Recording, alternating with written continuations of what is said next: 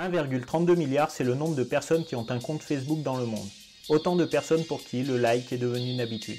La frontière entre l'avatar et la personne réelle se réduit de plus en plus. Que nous suivions artistes, acteurs ou encore sportifs, chacun d'entre nous choisit l'information à laquelle il veut accéder. Twitter par exemple est devenu un vestiaire accessible à tous où se mêlent photos de coulisses et conversations publiques. Notre volonté est de comprendre l'intérêt de ces nouvelles formes de communication en prenant l'exemple d'un cas à part, les sportifs de haut niveau.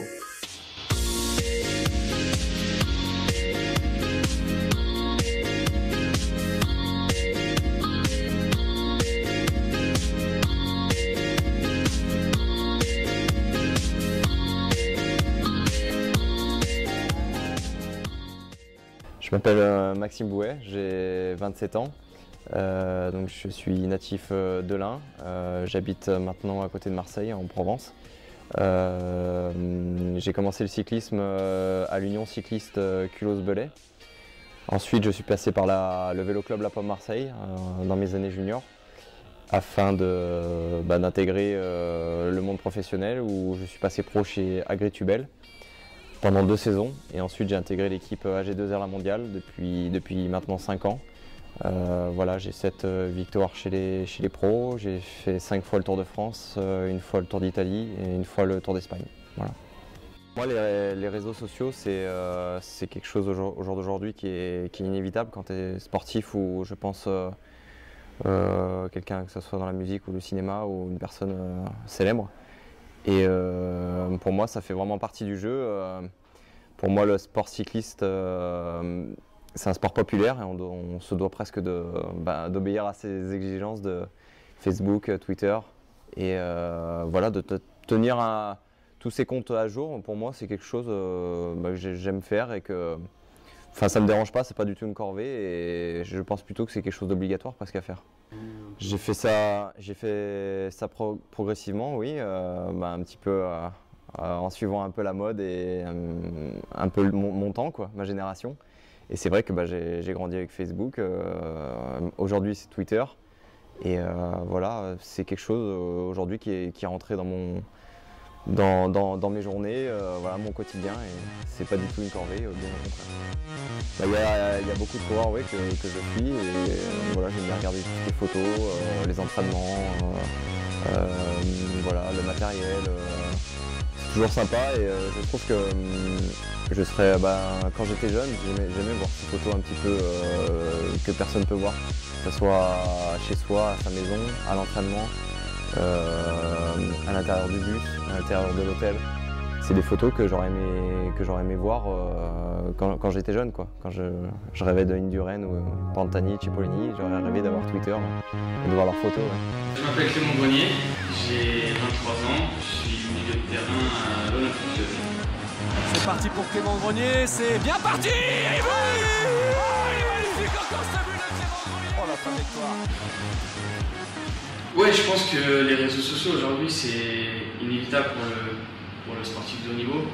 Pour moi c'était dans un but de me rapprocher encore plus des fans parce que j'étais très jeune aussi, j'ai rêvé de mes idoles entre guillemets et j'aurais aimé à cette époque-là pouvoir communiquer en quelque sorte ou se référencer à des personnes que malheureusement je ne pouvais pas côtoyer au quotidien mais que je pouvais aller voir sur le bord du terrain et je pense que les réseaux sociaux c'est quelque chose qui rapproche les fans, les supporters de l'Olympique Lyonnais et j'aime être proche de ces supporters-là parce que c'est eux qui nous donnent envie de réussir et ça fait toujours plaisir de pouvoir avoir des encouragements par le biais des réseaux sociaux.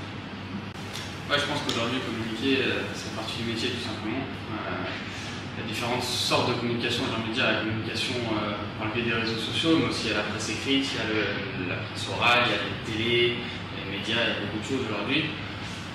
Après, je pense que aujourd'hui, le fait d'être footballeur, entre guillemets, ou dans un monde qui est beaucoup médiatisé, on est obligé à un moment donné de s'adapter à tout ça.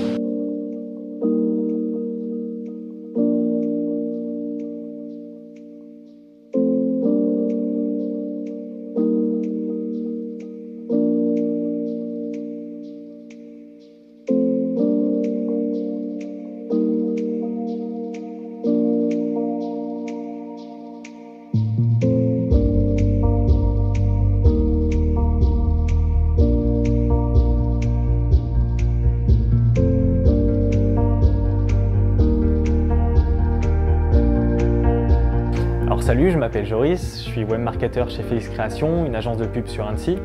Je suis en charge de la définition des stratégies web marketing pour nos clients, de leur mise en place, de leur suivi et aussi de la définition des différentes stratégies social media et du community management.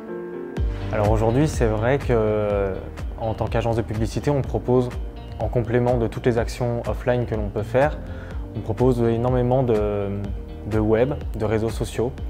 On arrive à définir de vraies stratégies qui peuvent coupler le off et le online. Et donc Facebook, Twitter, YouTube et compagnie nous aident à atteindre de nombreux objectifs et surtout à regrouper une communauté. Donc c'est vrai qu'on les intègre dans énormément de plans médias aujourd'hui. Julien Vert, journaliste à Voix de l'Ain, responsable des pages de sport et du mensuel rugby, d'une application, le mensuel rugby, intervenant à l'école de journalisme de Lille. Il y a forcément une nouvelle demande aujourd'hui parce que les personnes sont habituées à vivre dans le côté instantané de l'événement. Donc ça se traduit sur le sport, sur les terrains de sport, puisque chaque week-end il suffit d'aller sur internet et sur les réseaux sociaux pour avoir des résultats sportifs, pour avoir des infos sur les divers clubs. Donc les médias sont obligés de s'adapter, de prendre en compte ceci et de se mettre aussi aux réseaux sociaux pour déjà avoir de nouvelles sources d'informations, pour avoir des sources d'informations que les lecteurs ont déjà directement sur les sportifs et ne pas être entre guillemets à la ramasse.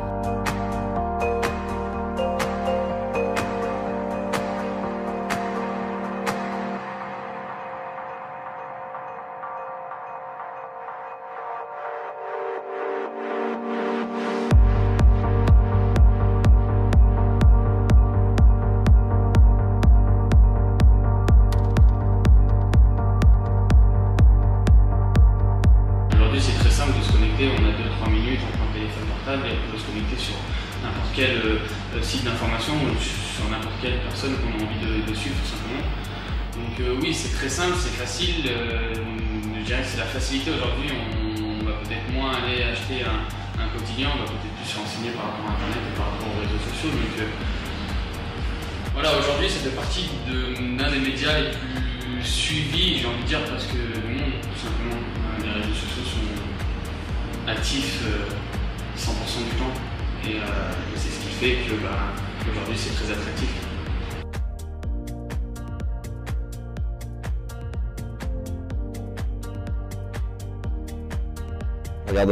C'est vrai, je regarde beaucoup Twitter. Je me réveille le matin, quand je me réveille, j'allume le téléphone, je regarde mes mails et ensuite je regarde Twitter un peu les nouvelles du matin. Je vais déjeuner, avant de partir à l'entraînement ou en course, je regarde Twitter encore. Je reviens de la course ou de l'entraînement, je regarde Twitter. Et le soir, on va dire, c'est plus je regarde Facebook. Je prends mon temps de regarder un peu plus Facebook le soir, des photos ou autres, des photos de la course du jour. Et je regarde Twitter, je regarde peut-être 5-6 fois dans la journée, ouais, je pense. Au début, je le faisais tout seul et par la suite, je me suis entouré parce qu'il y a beaucoup de réseaux sociaux à gérer. Donc moi, j'aime bien, pour pas les citer, Twitter, Facebook et Instagram. Après, le site internet, j'ai fait un site internet il y a très peu de temps. Et pour moi, c'est compliqué de pouvoir tout gérer. Donc c'est vrai qu'on reçoit beaucoup de messages. J'aime bien échanger avec aussi, mais de temps en temps, je demande de l'aide par les professionnels. Je pense que c'est aussi leur métier. Ils ont fait des études pour ça, donc voilà, je les écoute. Maintenant, c'est moi qui ai 100% la tâche d'écrire et de mettre ce que je ressens vraiment sur lui.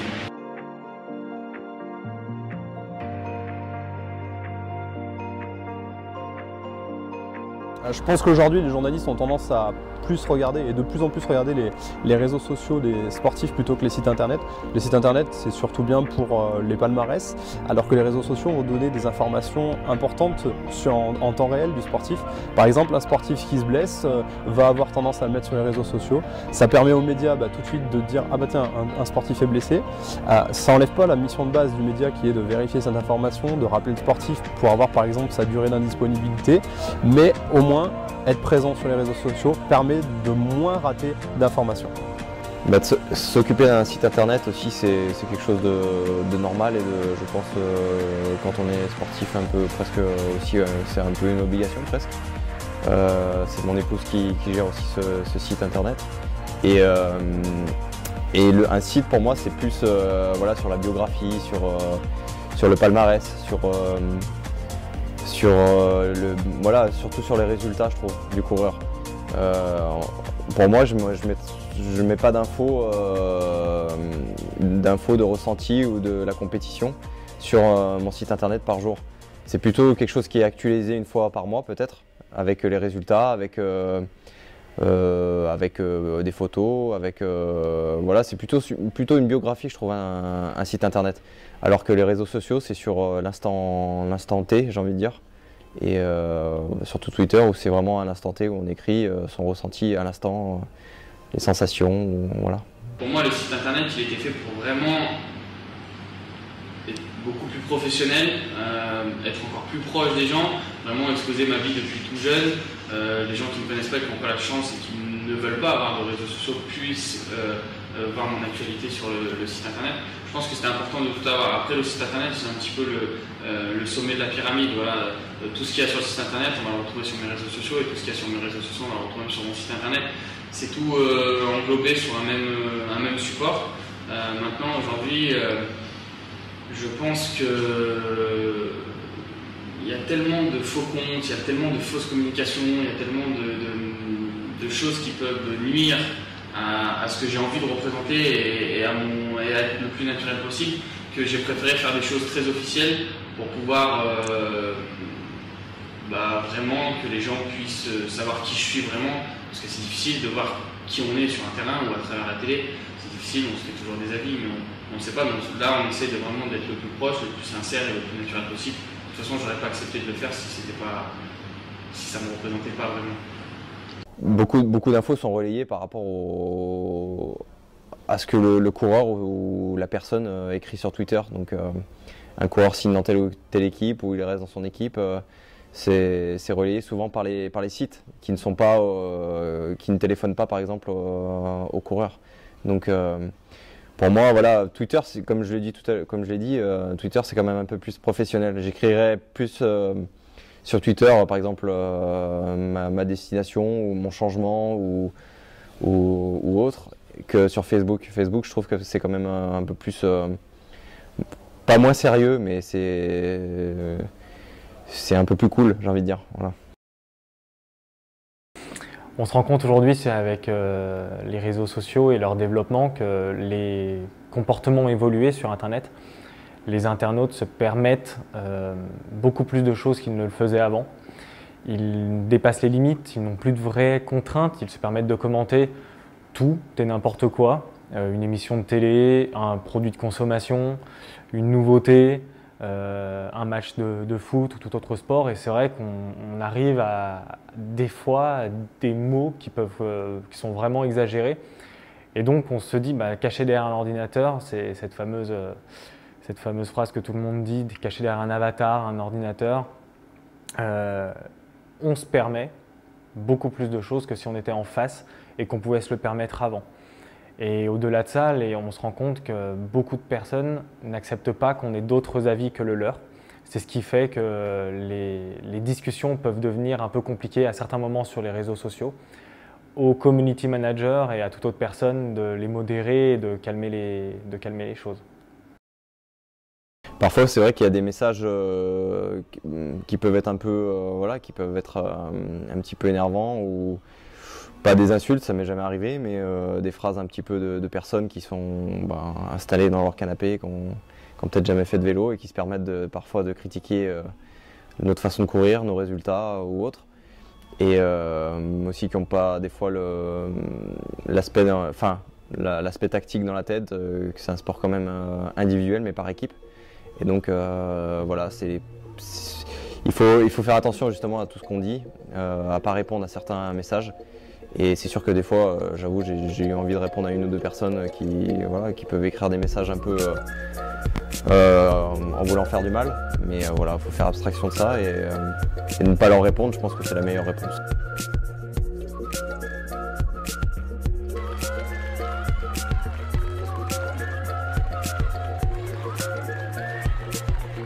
Non, mais ça ne me dérange pas, chacun donne son avis, il n'y a pas de problème. peut pas être apprécié de tout le monde. C'est ce que je me suis dit au départ, on a l'impression qu'il faut plaire à tout le monde, mais on ne peut pas, quand il arrive, il y a toujours des personnes qui malheureusement qui ne connaissent pas ou qui ne nous aiment pas, et ça arrive hein, dans la vie de tous les jours. Non, moi je lis, la seule chose que je sais c'est que je me donne à 100% dans tout ce que je fais. Je fais du maximum, je donne mon maximum dans tout ce que je fais, que ce soit sur le terrain, en dehors du terrain, et je suis le plus naturel possible. Maintenant, on m'aime tant mieux, on m'aime pas, c'est pas grave, je fais ce que j'ai envie de faire, et c'est pour moi ce qui est le plus important. Maintenant, quand je me regarde dans une glace, je sais que je suis moi-même et que je n'ai pas changé, et que je sais d'où je viens, et après les critiques, c'est fait, de toute façon on est exposé aux critiques, donc on apprend à les encaisser aussi.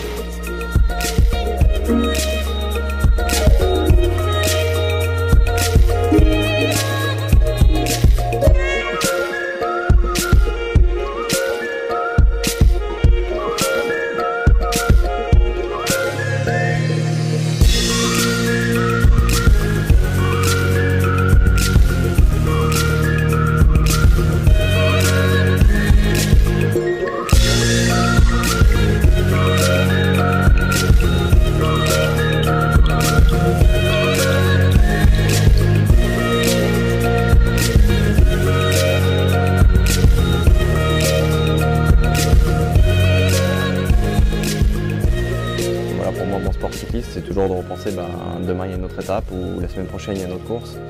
Voilà, et parfois aussi il y a des messages qui peuvent être assez sympas ou des messages où on se dit mince, c'est vrai, lui il a raison, j'aurais pu faire ça ou ça. Voilà, donc parfois ça peut être du bien comme du mauvais. Je pense que forcément les réseaux sociaux ont tendance à donner l'impression à leurs fans qu'ils sont rapprochés des sportifs. Un sportif va donner des sentiments, va faire partager des photos de coulisses à ses supporters, et ça crée un sentiment de proximité pour le supporter ou le public. C'est une arme de plus entre guillemets pour le sportif pour gérer son image, pour en profiter. Après c'est aussi une arme qui peut être à double tranchant, donc il faut réussir à bien contrôler cela.